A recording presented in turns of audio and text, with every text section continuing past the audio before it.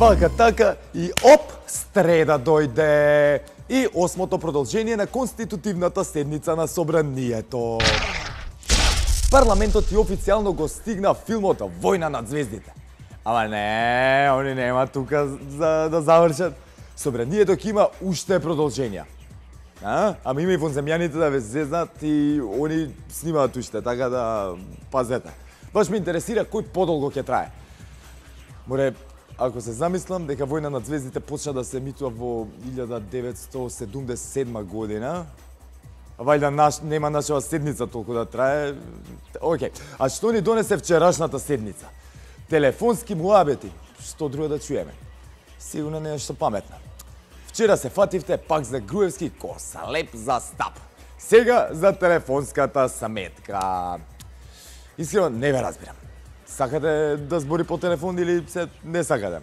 Ако не збори он, кого ќе прислушуваат? Затоа што нели на оние другите ни еден муабет не им слушнавме. Од влада викаат дека државата не ја плаќа таа сметка. Вие пак. Ама многу пари се тоа. Овие пак ви викаат да бре, колку сака нека се не ги плаќа државата. Вие пак, што ли зборел толку за тие пари? Абе, не ви чуеме нисено што зборел. Што ме се плаќало државна каса, што ми е гајле, што и колку зборел. А како тргнал у собрание, ќе избазат и детални сметки на сите. Опа, после свежи муабети кои со кого колку саат зборел. Теми за оговаранција, еден куп. Не, како вика Ленче, разговорите сигурно нема да останат заклулени у некој сеф, заклучени у некој сеф. Марче, телефони почна да се зборат и одма почна по джебови да се чекам и паникам фак. И не треба така да останат, да се вратам на муабето. Треба на собраниска говорница да се покажат сите до еден. Како и него седницата ќе трае повеќе од Војна над звездите. За Заев запнавте кај го паркирал аудито. Бре, голема работа. Го паркирал на тревник пред собрание. Лидер си, утре премиер сака да биде. Кај сака ќе паркира? Нели демократија сакавте? Нели слободен паркинг за сите или како правда за сите беше? Добро, како и да е. Ова паркинг анархијава како бонус на демократијата ќе добија.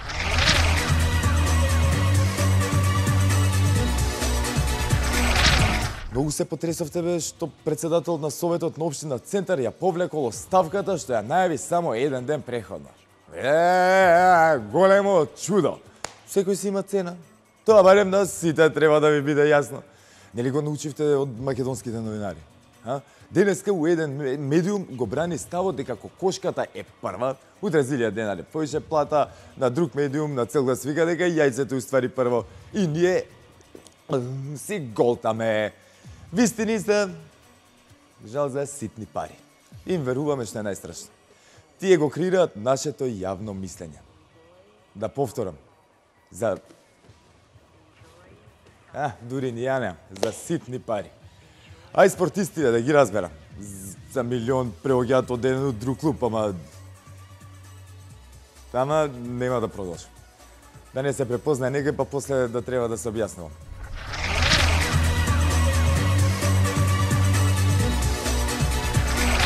Читам бомбастичен наслов. Северина губи 300.000 евра.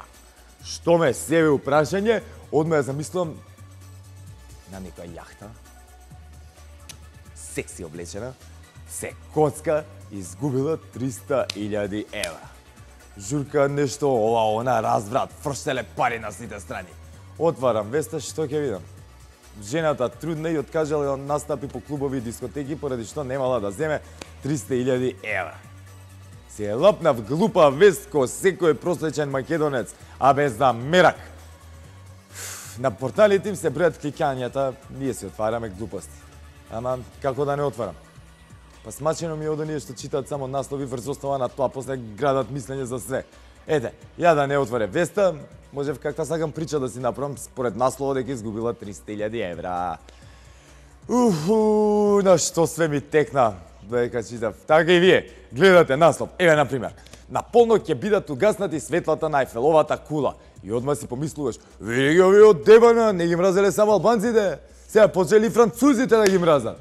Отвараш веста да читаш, светлата били згасени во чест на жртвите од нападот во Санкт Петерсбург. Тапа! Тапа! Значи, вистина било дека ева на само албанците тоа рачиново ги мрсат. Наслови се закон. Замислете, овој локум да се викаше Собраниска седница како војна над звездите. Одма помислуваш дека звезди во собрание се степале, гледаш локумчи, лапаш кромбичиња. Тоа е задолжината на седницата да ти било. Ексклузива, шо ке правиш?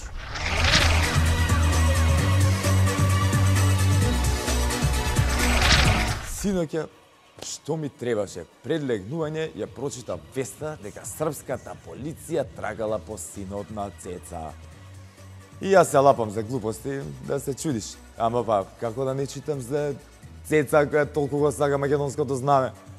Синов Велјко со другарите се степале со некои дечки во Бања Лука, ама во тепачкава било употребено и огнено оружје, пиња, но и бейсбол палка обвиткана со бодликава жиза. Едниве били уапсени, другариве на Велјко со се него джаде избегале. Абе, што ми требаш? Цела ноќ се вртев и превртуе во кревет од дилемата кој уствари победил у тепачкава. Не е фер да не знаеме. Уште таа сегирација ни фали. Седа, од другите вести од светот ги извојуваме следните наслови. У Чеченија се апселе хомосексуалци. Белата куќа го објави службениот портрет на Меланија Трамп. Шарените се преселиле во Србија и сега протестираат против победата на Вучич. Најновата книга за англиската кралска двојка открива дека принцезата Дајана живеела во пекол затоа што кралското семејство ја дрогирало за да не биде свесна што ѝ се случува. Еј, кога ќе поразмислам, тоа и не е толку лошо. Ете, например, ако кај нас се најде власт што ќе легализира марихуана и за рекреативна употреба, ќе си владее долги години без опасност да биде сменета поради нешто. Народ расположен, насмејан и среќен. Како не му текнало на кралското семејство, не знам. Уште една вест од светот, овој пат од соседството.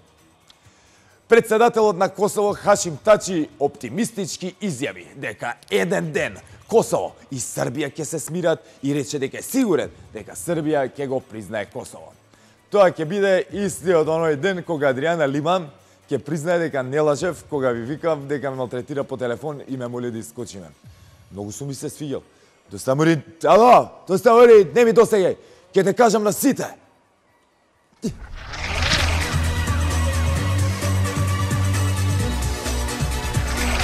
И за крај ќе украдам еден твит.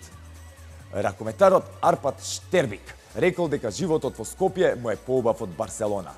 Друже, искрено, со таа платичка на сите ќе не биде.